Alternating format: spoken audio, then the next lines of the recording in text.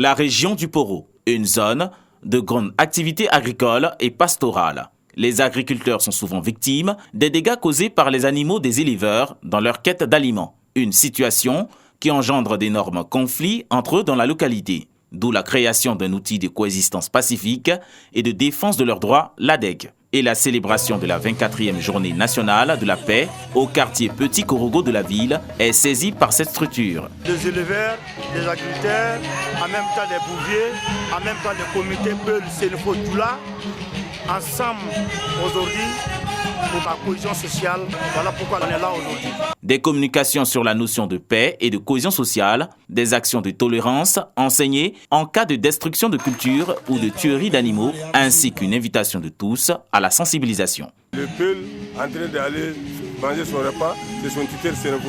Le Sénéfo vient aux cérémonies de son étranger Peul. Donc vraiment, c'est une journée qui est très importante pour nous. Tout le monde va faire la paix. Ivoirien, Sénéfo, Djoula, Peul, tout le monde va faire la paix. Au-delà de l'importance de la paix, cette initiative vise également à améliorer les activités de ces agriculteurs et éleveurs. L'ADEC compte institutionnaliser ce moment les prochaines années afin de pérenniser la paix entre ces deux communautés. La célébration de la 24e édition de la Journée nationale de la paix à Boguédia, chef-lieu de sous-préfecture, dans le département d'Issia, s'est tenue à Gogogué, un village de la circonscription administrative, théâtre de violences liées à l'élection du 31 octobre dernier. Il était depuis lors interdit aux mototaxis tenus par les halogènes de circuler.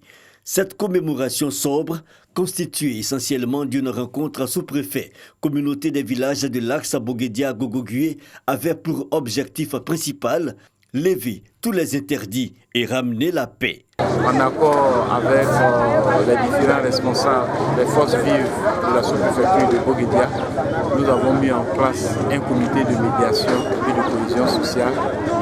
Ce comité a pour mission de parler avec toutes les parties, négocier avec toutes les parties pour que la paix revienne de façon définitive dans la circonscription administrative de Boguédia. Prière pour le pardon des fautes et expiation pour conjurer le mauvais sort, communication de l'administrateur sur la notion de paix, échange et mise en place d'un comité de réconciliation, une rencontre qui réjouit les communautés. Celle-ci s'engage désormais à bannir tout acte pouvant mettre à mal la cohésion sociale. Le sous-préfet Grand-Jean-Jacques invite donc ses administrés à œuvrer pour le développement et à privilégier la cohabitation harmonieuse. Pour rappel, les violences de Boguédia ont fait un mort dans le village de Guéfra. La sous-préfecture de Saïwa, dans la région du Haut-Sassandra, a aussi célébré la 24e édition de la Journée nationale de la paix. Une commémoration qui intervient après les violences enregistrées dans la localité liées aux élections du 31 octobre dernier. Une occasion saisie par le sous-préfet pour inviter les jeunes, les femmes, ainsi que la chefferie traditionnelle à œuvrer tous au retour de la paix dans la localité. Demander aux populations de cultiver chaque jour la paix. J'ai engagé les chefs de village, les chefs de tribu, les chefs de communauté à être des vecteurs de paix. Nous avons dans le territoire de multiplier les rencontres à la population elle-même puisse se parler.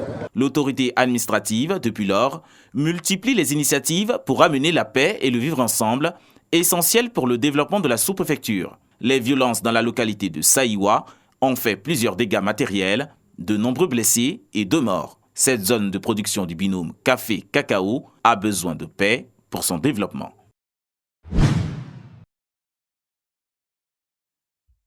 Village de Biga à 4 km de Boguédia, son chef-lieu de sous-préfecture. Comme le voisin Labazoubia, Biga a reçu la visite d'un éléphant qui rôde et sévit dans la forêt alentour. Les dégâts causés par le pachyderme continuent d'alimenter les conversations dans le village. À 23 h, l'éléphant est venu attaquer ma maison. Pour moi, j'avais pensé que c'est ma fille qui dormait très mal. C'est comme ça que je me suis réveillé. Il dit, mais tu vas casser les nouveaux assiettes là. Si les étrangers viennent, si on ne prépare où on va mettre dedans. Alors que l'éléphant était à ma fenêtre. C'est là l'éléphant a mis sa main, a levé la fenêtre. Et je me suis abaissé près de ma femme. J'ai dit, sortons où, c'est l'éléphant où. C'est comme ça qu'on a pris la fuite. Je veux que l'État m'aide pour construire ma maison.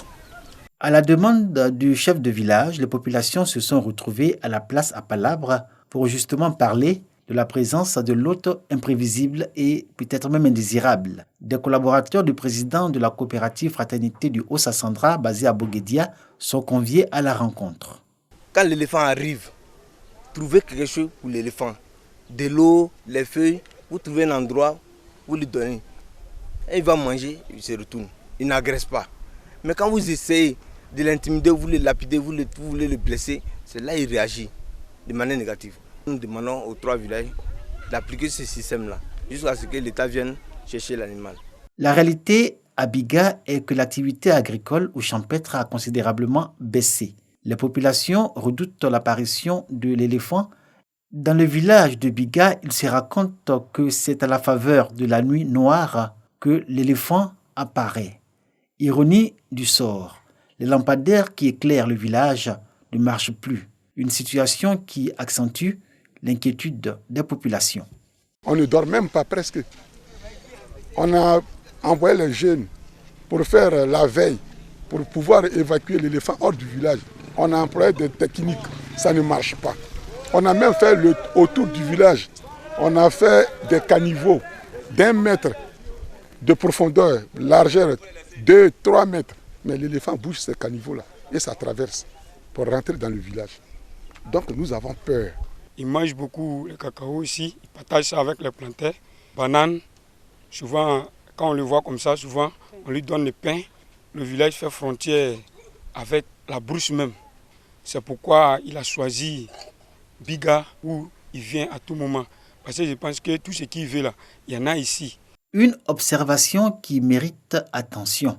Non seulement Biga est un village à proximité de la forêt, milieu naturel des éléphants, mais aussi il présente un environnement propice à l'établissement durable du pachyderme.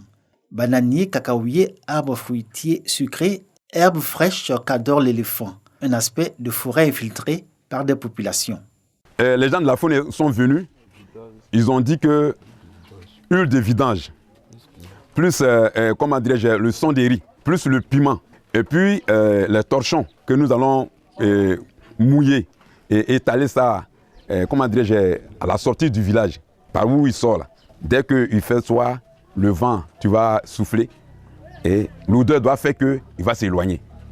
Et huile de vidange et le son des riz, nous allons mélanger pour sécher et pour mettre le feu. Et la fumée là, va faire de sorte que l'éléphant puisse s'éloigner. Malgré tout ça, il venait toujours. Nous, on prie auprès des autorités compétentes pour qu'ils viennent le chercher. Parce que ici, on ne peut pas avoir la nourriture, nous-mêmes pour nous, et puis aller nourrir aussi l'éléphant. Parce que nous, on veut qu'on vienne le chercher pour l'amener dans le zoo. La présence de l'éléphant à Biga et dans les villages alentours a été relevée depuis 2017. Après 3 années à partager avec les hommes le même environnement, l'animal commence à inquiéter. Et à Biga, la Bazoubia, Zouzoua et Boguédia même, les populations appellent à la relocalisation du pachyderme.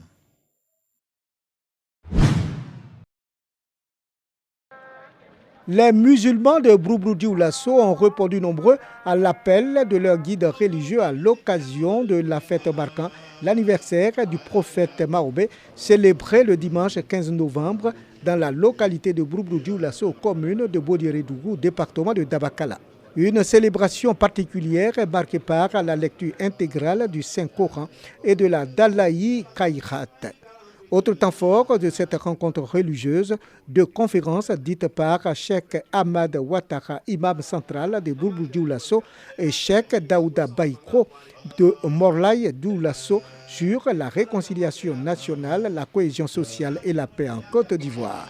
Une paix qui favorise tout projet de développement. Nous sommes venus ici implorer les mains de nos ancêtres, implorer Dieu afin qu'il touche, qu'il fasse en sorte que la paix revienne dans notre pays. L'imam Ahmad Ouattara a été intronisé et les attributs de ses nouvelles charges lui ont été remis.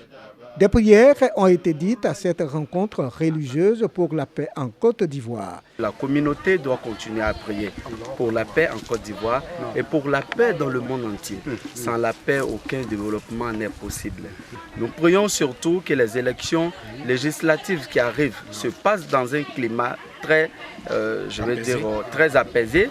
La cérémonie a vu la participation de nombreuses personnalités, entre autres le député de Dabakala, l'honorable Koulibaly Aboubakari, les autorités préfectorales et militaires.